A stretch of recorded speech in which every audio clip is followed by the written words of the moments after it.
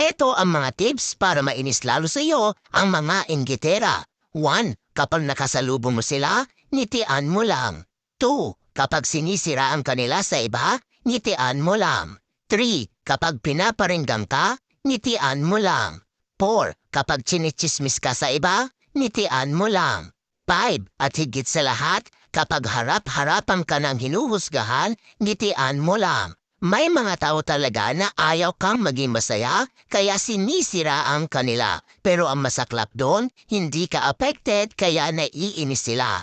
Ang mga taong may inggit sa katawan, kahit pakitaan mo ng kabutihan, sisiraan ka pa rin yan. Kaya tandaan mo, kapag may naiinis sa'yo dahil masaya ka sa buhay mo, hayaan mo lang sila, insecure lang sila. Minsan kasi, yan ang sakit ng mga Pinoy, inggitero o inggitera.